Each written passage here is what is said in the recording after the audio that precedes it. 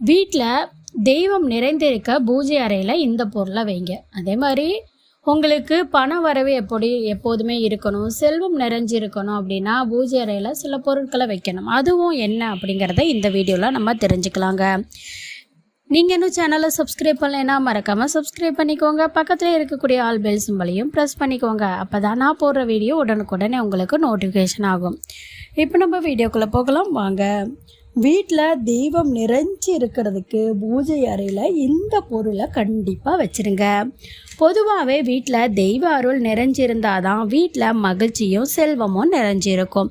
அது மட்டும் இல்லாமல் தெய்வ சக்தி நிறைஞ்சிருக்கும் வீட்டில் துஷ்ட சக்திகள் எட்டி கூட பார்க்காதுங்க. அதனால் பூஜை அறையில் நம்ம எந்த அளவுக்கு முறையாக பராமரிப்பு செய்கிறோம் அப்படிங்கிறதும், எந்த அளவுக்கு தெய்வம் நம் வீட்டுக்குள்ளே நிறைஞ்சு இருக்கும் அப்படிங்கிறதையும், நம்ம வீட்டில் தெய்வ சக்தி நிறைந்து இருக்க பூஜை அறையில் சில பொருட்களை கட்டாயமாக வைக்க வேணும் அப்படிங்கிறதையும் நம்ம தெரிஞ்சுக்கணுங்க. இப்போ நம்ம வீட்டில் தெய்வ சக்தி வரணும் அப்படின்னா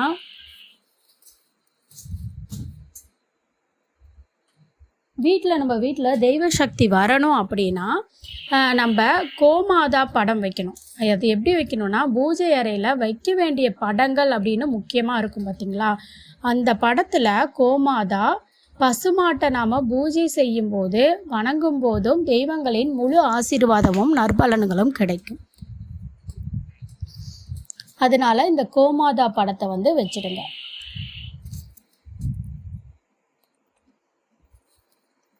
அடுத்ததாக பார்த்திங்கன்னா மண் அகல் விளக்குங்க. பூஜை அறையில் நாம் எத்தனை விளக்குகள் ஏற்றி வழிபட்டாலுமே கட்டாயமாக ஒரு மண் அகல் விளக்கு ஏற்றி வழிபடுதல் அப்படிங்கிறது வேணும். வீட்டில் தெய்வம் நிறைஞ்சி இருக்க மண் அகல் விளக்கு வழிபாடு ரொம்ப ரொம்ப அவசியங்க. அடுத்ததாக பார்த்திங்கன்னா வாசனை பொருளுங்க. இந்த வாசனை பொருட்கள் வீட்டில் தெய்வீக சக்தி அதிகரிக்க பூஜை அறையில் வாசனை பொருட்களை வைக்கணும். பூஜை செய்யும் போது வாசனை திரவியங்கள், பன்னீர், ஜவ்வாது இந்த மாதிரி பொருட்களெல்லாம் வழிபடணுங்க. அடுத்ததாக தண்ணி. பூஜை அறையில் கட்டாயமாக இருக்க வேண்டிய பொருட்களில் முதன்மையானது அப்படின்னு எடுத்துக்கிட்டால் இந்த தண்ணி இல்லாமல் எந்த ஒரு பூஜையுமே நிறைவு பெறாது. பூஜை அறையில் ஒரு பாத்திரத்தில் தண்ணி வச்சு வழிபாடு செய்யணுங்க. அடுத்து கண்ணாடி. பூஜை அறையில் கண்ணாடி வைக்கிறது மூலமாக அதிர்ஷ்டம் சேரும். குறிப்பாக நம்மோட குலதெய்வம், பித்ருக்கள், நம்மோட வீட்டில் இருக்கும் தெய்வங்கள் எல்லாருமே கண்ணாடியில் பிரதிபலிப்பதாக சாஸ்திரங்கள் சொல்லப்படுதுங்க. அதனால இதை வைக்கணும். அதே மாதிரி குலதெய்வ படம். வீட்டில் பூஜை அறையில் எத்தனை படங்கள் நீங்கள் வச்சுருந்தாலும் வழிபட்டாலும் குலதெய்வ படத்தை வச்சு வழிபட்டால் அதோட பலன்கள் அப்படிங்கிறது கூடுதலாகவே கிடைக்கும். பூஜை அறையில் குலதெய்வ படத்தை வழிபடுதல் ரொம்ப ரொம்ப அவசியம். அந்த மாதிரி இதெல்லாம் முக்கியமாக நம்ம பூஜை அறையில் வைக்கிறது மூலிமா கண்டிப்பாக நம்ம வீட்டில் தெய்வ சக்தி அப்படிங்கிறது இருந்துக்கிட்டே இருக்குங்க. அதே மாதிரி நம்மளுடைய செல்வ செழிப்பு குறையாமல் இருக்கிறதுக்கும் நான் சில விஷயத்த சொல்கிறேன். வீட்டில் பூஜை அறையில் இருக்கக்கூடிய பொருட்கள் பற்றிலாம் நம்ம பார்த்தோம் இல்லைங்களா. வீட்டில் அதிர்ஷ்டம் உண்டாக பூஜை அறையில் வைக்கக்கூடிய பொருட்கள் பற்றியும் பார்க்கலாங்க. பொதுவாகவே நம்ம எல்லாருக்குமே வீட்டில் எப்போதுமே அதிர்ஷ்டம் இருந்துக்கிட்டே இருக்கணும் அப்படிங்கிற எண்ணம் இருக்கும். அதுக்கு மாறாக நம்ம வீட்டில் அதிர்ஷ்டம் எப்போது இருக்காது. அதிர்ஷ்டங்கிறதே இருக்கா அப்படின்னு நம்ம சந்தேகப்படுற அளவுக்கு இருக்கும். வீட்டில் அதிர்ஷ்டத்தை வரவழைக்க என்ன செய்யலாம் அப்படின்னு கேட்டிங்கன்னா, நமக்கு அதிர்ஷ்டம் உண்டாக்க வீட்டில் பூஜை அறையில் இருக்க வேண்டிய முக்கியமான பொருள் என்ன அப்படின்னு பார்த்திங்கன்னா, பூஜை அறையில் நம்ம சில முக்கியமான பொருட்களை வைக்கிறது மூலமாக வீட்டில் எப்போதுமே அதிர்ஷ்டம் இருந்துக்கிட்டே தான் இருக்கும். அதனால் அதை பற்றி நம்ம தெரிஞ்சுக்கலாங்க.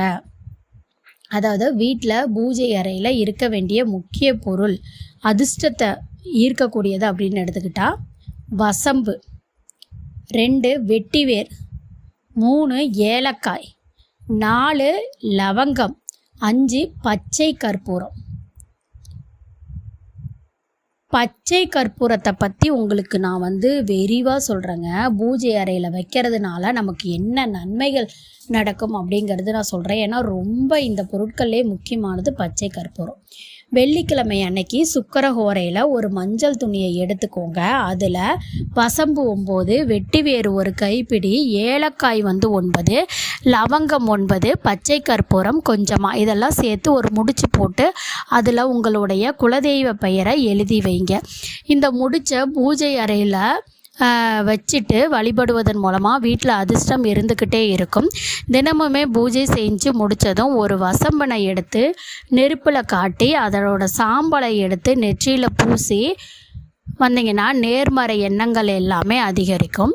இப்போது இந்த பச்சை கற்பூரத்தை மட்டும் நீங்கள் தனியாக பயன்படுத்துறது மூலிமா என்ன பெனிஃபிட் அப்படிங்கிறதையும் நீங்கள் தெரிஞ்சுக்கோங்க. நீங்கள் அதை பண்ணலைன்னா கூட இதை கூட பண்ணலாம். இந்த பச்சை கற்பூரம் அப்படிங்கிறது பார்த்திங்கன்னா நம்ம பல பேருக்கு பொதுவாகவே இந்த ஆன்மீக நம்பிக்கை அப்படிங்கிறது ரொம்ப மிகுந்த அளவில் இருக்கும். அதனால் பல வகையான ஆன்மீக தகவல்களை தேடி தான் உங்களுக்காக ரியாலிட்டியாக நாங்கள் கொடுத்துக்கிட்டு இருக்கிறோம். இப்போது இந்த பச்சை கற்பூரத்தை பற்றி நம்ம அனலைஸ் பண்ணதில் நம்ம முன்னோர்கள் பார்த்திங்கன்னா தன்னோட பூஜை அறையில் என்னென்ன பொருட்கள் எல்லாம் வைக்கலாம், என்ன வைக்கக்கூடாது அப்படின்னு பல விதிமுறைகளை வச்சுருக்காங்க. அப்படி நம்ம முன்னோர்கள் பூஜை அறையில் வைக்க வேண்டிய பொருட்கள் அப்படின்னு சொன்னதில் இந்த பச்சை கற்பூரமும் ஒன்று தாங்க. இன்றைக்கி பார்த்திங்கன்னா இந்த பச்சை கற்பூரம் வீட்டில் பூஜை அறையில் வைக்கிறதுனால என்ன பலன்கள் அப்படிங்கிறதையும் நம்ம தெரிஞ்சுக்கலாம். இந்த நம்ம வீட்டில் உள்ள பொருட்களை வச்சு தான் நமது வாழ்க்கைக்கான பலன்கள் கிடைக்கிது. அதே போல் பச்சை கற்பூரத்தை நமது வீட்டில் பூஜை அறையில் வைக்கிறதுனால நமக்கு என்னென்ன நன்மைகள் கிடைக்கும் அப்படிங்கிறதையும் நம்ம விரிவாக தெளிவாக பார்க்கலாம். வீட்டில் நிம்மதி நிலவணும் அப்படின்னு வச்சுக்கோங்களேன். நமக்கு நிம்மதி இல்லாமல் போக காரணமே வீட்டில் இருக்கக்கூடிய துர்சக்தி. பச்சை கற்பூரத்தின் வாசனையினாலும் அதன் மகிமையினாலும் வீட்டில் இருக்கக்கூடிய துர்சக்திகள், கெட்ட சக்திகள், கண் திருஷ்டி, எதிர்மறை ஆற்றல் எல்லாமே வீட்டை விட்டு வெளியேறுங்க. அதே போல் பார்த்திங்கன்னா பச்சை கற்பூரமானது அதிகமாக வாசனை நிறைஞ்சிருக்கிறது. இதை வாசனை பெரிய சக்தி இருக்குது. 2 இல்லைன்னா 4 துண்டு பச்சை கற்பூரத்தை பூஜை அறையில் வச்சு வழிபடுங்க. இதை பூஜை அறையில் வைக்கிறதும் வீட்டில் எப்போதும் நிம்மதி ஏற்படுங்க. அதே மாதிரி பண வரவு அதிகரிக்கணும் அப்படின்னா பச்சை கற்பூரத்தை பணத்தை ஈர்க்கும் தன்மை அதிகமாக இருக்குது. பச்சை கற்பூரத்தை ஒரு மஞ்சள் துணியில் முடிச்சா கட்டி குபேர மூலையில் வச்சு தூபம் காண்பிச்சு வழிபட்டு வந்தாலே வீட்டில் வீண் செலவுகள் ஏற்படாது. பணம் எப்போதுமே இருந்துக்கிட்டே இருக்கும்.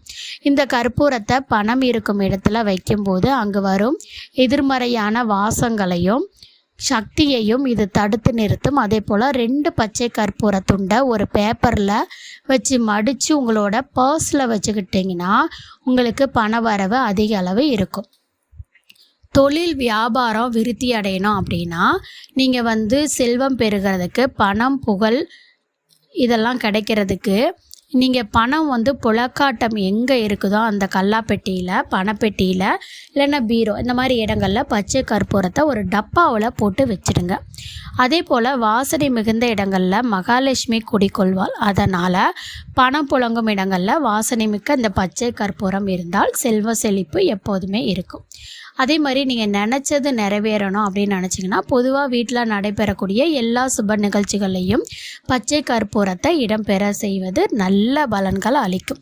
2 இல்லைன்னா 3 பச்சை கற்பூரத்தை எடுத்து குலதெய்வம், இஷ்ட தெய்வத்தை மனதார வணங்கி நமக்கு வேண்டியவற்றை நினச்சி பிரார்த்தனை செய்து அந்த பச்சை கற்பூரத்தை டப்பாவில் போட்டு வைத்து விட வேணுங்க. இப்படி செய்கிறதுனால நம்ம வாழ்க்கையில் நல்லதொரு மாற்றம் அப்படிங்கிறது கிடைக்குங்க.